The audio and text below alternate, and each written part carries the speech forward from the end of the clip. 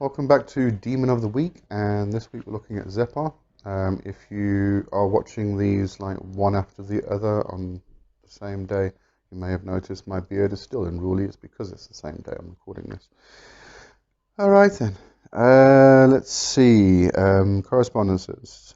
Dates, August 23rd to September 1st, direction west, tarot is the Eight of Pentacles, planet Venus, element Earth, color green, plant mandrake, incense sandalwood, zodiac is Virgo 1 to 10 degrees, and other correspondences copper, hazel, and black mustard.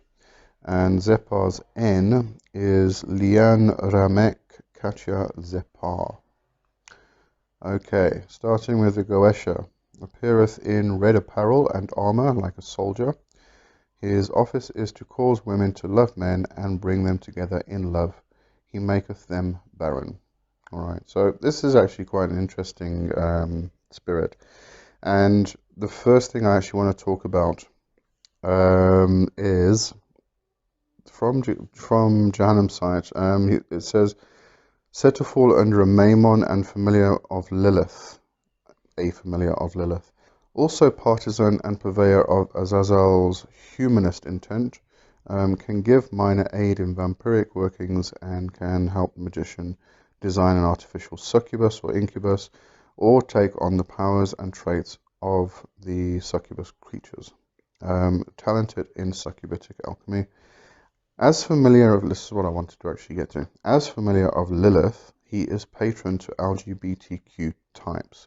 Because somebody asked in one of the comments a few weeks back, would be now, about a spirit that can help with love between or for LGBTQ people.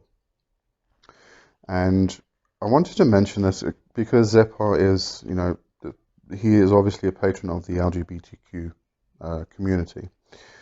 But I think the one thing we need to bear in mind is these spirits are not people, they're not humans. They don't go around discriminating, what your sexual preference is or what your gender is or anything like that.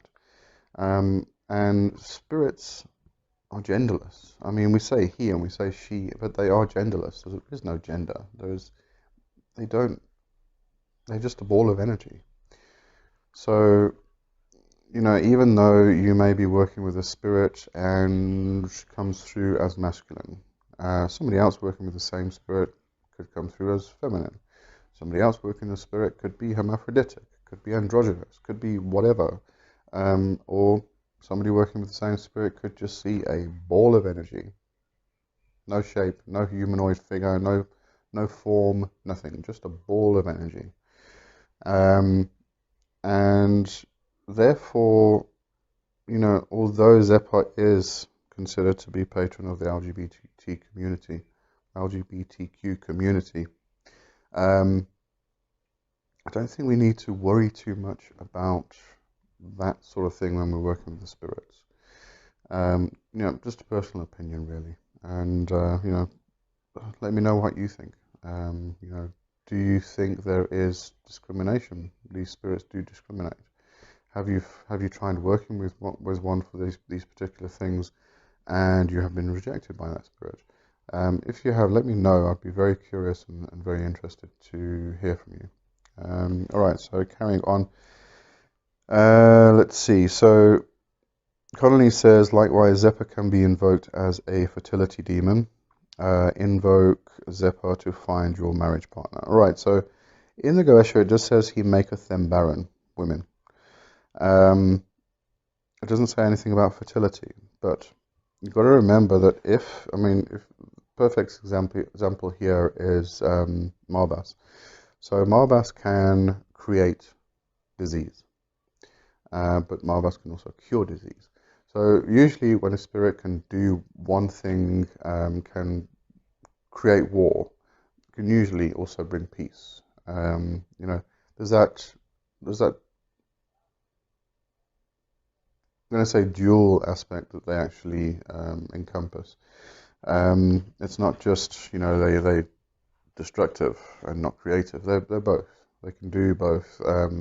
If Marbas can create disease, he can also cure the same disease because he understands disease. So when it comes to someone like Zepar, who can make women barren, he understands what barrenness is. He understands the process. He understands how it works.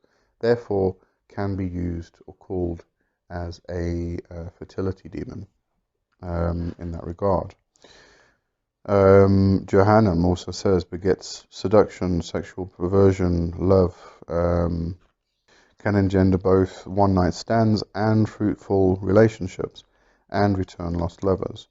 In regards to fertility, including mental creativity, so it can help you with your mental capacities, with your creative process, bring a fertile mind, fertile thoughts, but can also take it away from someone.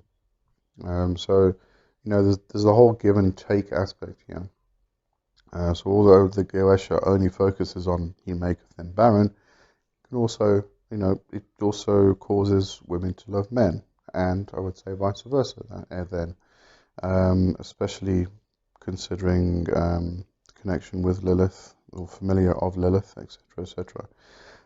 So remember that, usually if someone says the spirit can do this, it can also do the opposite of that thing. It brings that aspect of balance. So just remember that. So I think that's it. Yeah, Zepar's pretty straightforward one. Used for love, used for lust. Whereas I would say someone like Sea Tree is very good to call for one-night stands, and another spirit, I'm forgetting names now, Bua, I think, is very good as a lust demon but more in terms of long-term relationships, finding your soulmate and things like that. Zepar encompasses both, so one-night stands and meaningful long-term relationships. All right, and regarding the whole seduction, sexual perversion, and love and affection aspect, could be quite interesting to spice up a relationship that's gone a bit dead. We talk about barren and fertility and fertility of the mind and things. There's also that aspect within a relationship that the fertile ground is not necessarily regarding the fertility of the woman or the sperm count of the man, or, the sexual and regenerative aspect. It can also be the fertility within the relationship, as in the relationship itself is becoming barren. There's no excitement, there's no passion, there's no joy, there's no happiness. It's just dead. Barren means dead. It's just nothing existing. It's infertile. So in that regard, Zepar could be used also to bring that passion back into a relationship, spice things up a bit, bring the seduction and the sexual excitement back into it. So yeah, Zepar, fertility demon, all the way. Okay. All right. So I'll see you next week. Have a good one for now, and see you then. Cheers.